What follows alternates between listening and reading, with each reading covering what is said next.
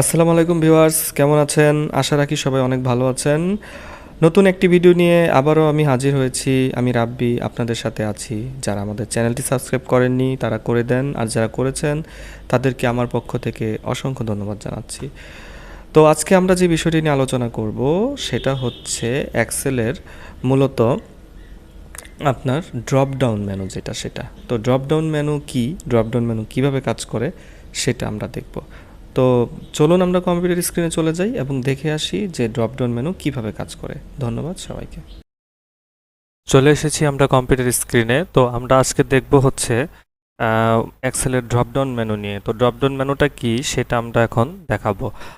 তো আশা করি সবাই ভালো আছেন। তো আমরা ফার্স্টে যে কাজটা করব সেটা হচ্ছে আমরা চলে যাব মাইক্রোসফট এক্সেলে। তো মাইক্রোসফট এক্সেলে আমরা ক্লিক করলাম। তো আমাদের এক্সেলটি লোডিং হচ্ছে, কিছুক্ষণের মধ্যেই চলে আসবে। তো আমরা এখন দেখব যে আসলে কিভাবে ড্রপডাউন মেনু করে। তো ড্রপডাউন মেনু করার জন্য আমাদের যে কাজটা আগে করতে হবে সেটা হচ্ছে আমাদের আগে বিষয়টি বুঝতে হবে যে ড্রপডাউন মেনুটা কি। ড্রপডাউন মেনু হচ্ছে আপনার একটা সেলের ভিতরে যদি অনেকগুলো আহ, কথা লেখা থাকে সিরিয়াল বাই সিরিয়াল, যেটা আপনি পরবর্তীতে সিলেক্ট করতে পারবেন, সেটাই হচ্ছে ড্রপডাউন মেনু। তো আমি একটু দেখাচ্ছি সেটা। তো ফার্স্টে আমরা মনে করেন এখানে লিখলাম 1, তারপর লিখলাম 2, তারপর 3, 4, 5, 6, 7, 8, 9, তারপরে লিখলাম 10। তো আমি এখানে 10টি সংখ্যা লিখেছি। তো এই 10টি সংখ্যা আমি একটা সেলের ভিতরে ঢুকিয়ে নিব। তো সেটা কিভাবে করব? তো আমাদের ফার্স্টে যে কাজটা করতে হবে সেটা হচ্ছে আমাদের যে ঘরে আমি ড্রপডাউন মেনু করব সেই ঘরে একটা ক্লিক করতে হবে। তারপর আমি চলে যাব এই যে এখানে যে ডাটা আছে, ডাটা। তো ডাটাতে গেলাম। ডাটাতে যাওয়ার পরে আপনাদের এই যে এই জায়গায় দেখেন ডাটা ভ্যালিডেশন নামে একটি কথা আছে, এইরকম রাইট চিহ্ন এবং এই যে নান চিহ্ন আর কি, এই দুইটার মধ্যে আপনি ডাটা ভ্যালিডেশন একটা ক্লিক করবেন। ক্লিক করার পরে আপনার সামনে একটি উইন্ডো আসবে। এই উইন্ডোর ভিতরে আপনার যে কাজটি হবে সেটা হচ্ছে এই যে দেখেন এখানে ভ্যালিডেশন ক্রাইটেরিয়া আছে, অ্যালাউ এনি ভ্যালু দেওয়া আছে। হ্যাঁ, এখানে আপনারা লিস্ট করবেন। লিস্ট লিস্ট করার পরে দেখেন এখানে সোর্স আছে। তো সোর্সে একটা টিপ দিবেন। টিপ দেওয়ার পরে আপনি এই 1 থেকে 10 পর্যন্ত সিলেক্ট করবেন।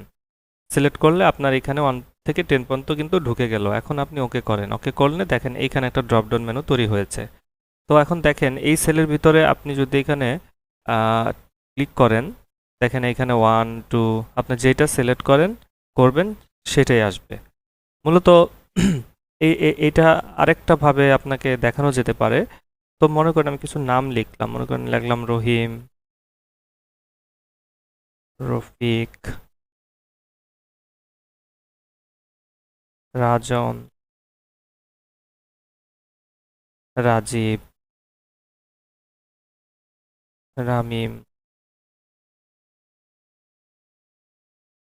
রাম। তো মনে করেন আমি এখানে কিছু নাম লিখলাম এবং এগুলো হচ্ছে নেম। এগুলা মনে করেন আইডি লিখলাম। আইডি মনে করেন 20, 21, 22, 23, 24, 25। মনে করেন এদের আইডি হচ্ছে এটা। তো আমি এখানে নেম, নেমের জায়গায় নেম, হ্যাঁ, তারপরে আইডির জায়গায় আইডি, এই জিনিসগুলো যদি আমি নেমগুলো যদি ভিতরে ঢুকাতে চাই তো সেক্ষেত্রে কিভাবে কি করব? তো এই নেমগুলো যদি একটা ড্রপডাউনের ভিতরে ঢোকাতে চাই তাহলে আমাদের এই ঘরে মনে করেন ঢোকাবো। ক্লিক করলাম। ক্লিক করে আমরা চলে যাব ডাটাতে। ডাটা থেকে আমরা ডাটা ভ্যালিডেশনে যাব। তারপর আমরা এনি ভ্যালুর জায়গায় দেব লিস্ট।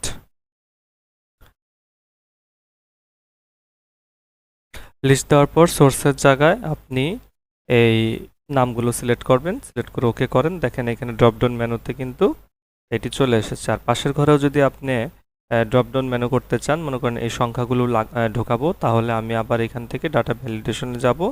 যাওয়ার পরে এনি ভ্যালুর জায়গায় দেব লিস্ট। আর সোর্সের জায়গায় আপনার এইগুলো সিলেক্ট করব। সিলেক্ট করে আমি ওকে করলাম। তাহলে দেখেন এখানে যদি আপনি রহিম 20 করতে চান তাহলে রহিম সিলেক্ট করেন। আর এই জায়গায় আপনি মনে করেন 20 সিলেক্ট করেন, রহিম ইকুয়াল টু 20।